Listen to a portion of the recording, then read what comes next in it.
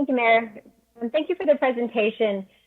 We're in a historic housing crisis, as everybody knows, and that should be met with bold action. This bond is bold. As mentioned today, rising costs like inflation and rising interest rates are making it difficult to adapt. I'm concerned about our current crisis, of course, but as we all know, San Antonio is an increasingly desirable place to live, work, and grow a business. So the crisis is only going to deepen as folks move to our great city. Also, just quickly, I'm addressing our San Antonio neighborhoods at this point. We have to start rethinking our hesitation on apartment complexes. Think about those who cannot afford a home now, but can afford an apartment for their family while they're working and getting a leg up.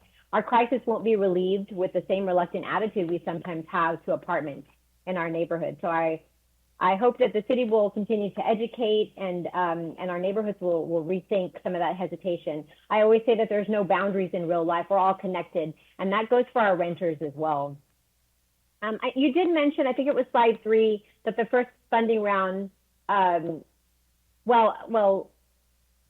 me restart. I'm sorry. The first funding round should focus on shovel-ready developments. That's one of my priorities, and that we've received bond reservations or tax credit awards and may be at risk of losing these funds. And so I think I saw on slide 3 that those developments are a priority. Is that correct?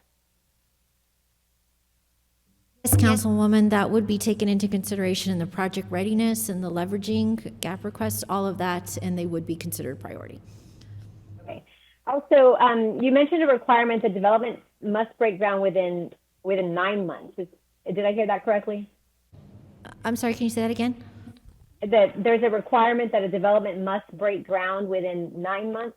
9 months is what's going to be outlined in the RFP. If there are, delays, supply chains, financing issues, they can ask for an extension. That's something that we can look at. But the guidelines in the RFP was that they need to break ground within 9 months. I'm curious if we could tighten that up to 6 months. What was the magic number with 9? We just wanted to make sure projects had enough time to line up all of their financing, that they had enough time to close. But the emphasis is on projects that are ready to go, and we can adjust that if needed.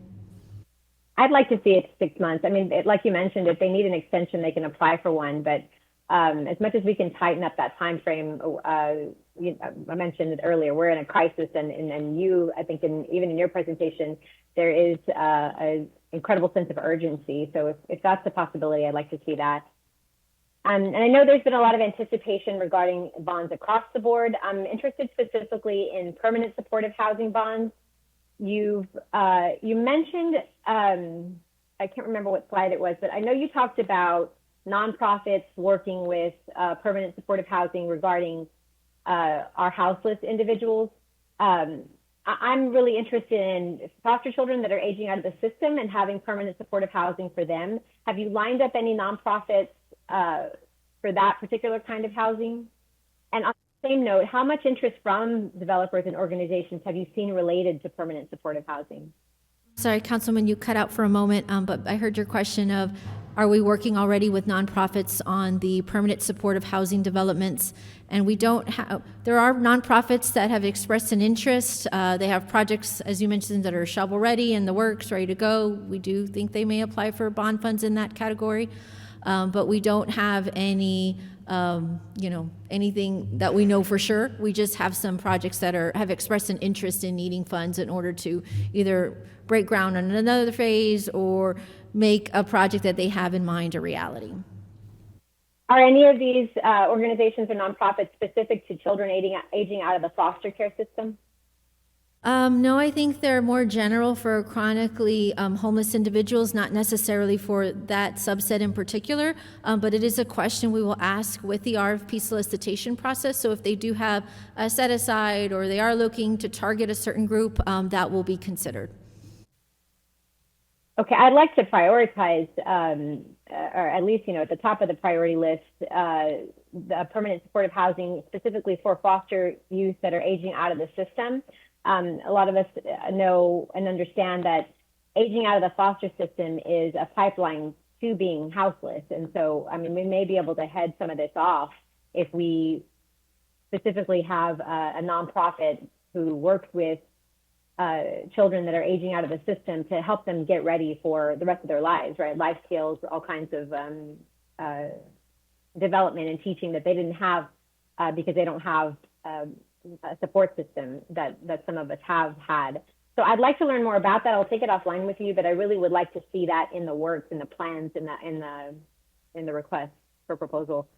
This category, unlike others, requires sustained support services.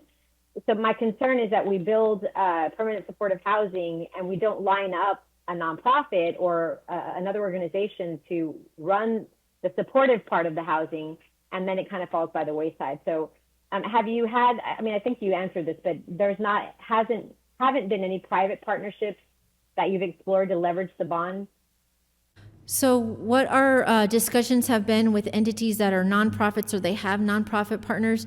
So in the PSH scoring criteria, the largest category of points is on those on-site permanent supportive services. So how they are proposing to meet those services, the entity that's delivering them, the timeline, what those supportive services look like, that will be the highest category scored, and the committee can take that all into consideration. And we do. Okay, and has the city made a commitment to support permanent supportive housing after the physical development of a housing unit? I mean, are we looking at financially supporting the supportive housing? So for our new construction, our dollars are for capital, but they can identify how the other resident services are being provided. In the PSH category specifically, our bond funds are for capital, but that is being done in partnership with San Antonio Regional Alliance for the Homeless, and they have the HUD Continuum of Care funds, which do help fund those supportive services. So that provides the operating dollars for that piece. Okay. And you showed a map talking about displacement. You showed a map, I think the yellow areas where that it looks like housing is most needed, or at least affordable housing. Did you also use rental assistance data to determine those areas? Let Sarah talk about the displacement assessment map. Great question. So we based our methodology on the urban displacement projects methodology that they use around the world. So it does not include our emergency assistance data. And the primary reason for that is that we're trying to measure not a snapshot with that, but change over time. So in this case, from 2010 through 2018. And we'll be updating it with the decennial census that just came out. So that's the reason why, but I think that you've maybe hit on something that we can explore for other elements of the tool. Okay, wonderful. Thank you very much. I appreciate this is something obviously that's very important to not just my district, but my beautiful city. So I'm very grateful for the work y'all are doing, and grateful to the voters, of course, for supporting this. Thank you, Mayor. Thank you, Councilmember Cabello Havrda. Councilmember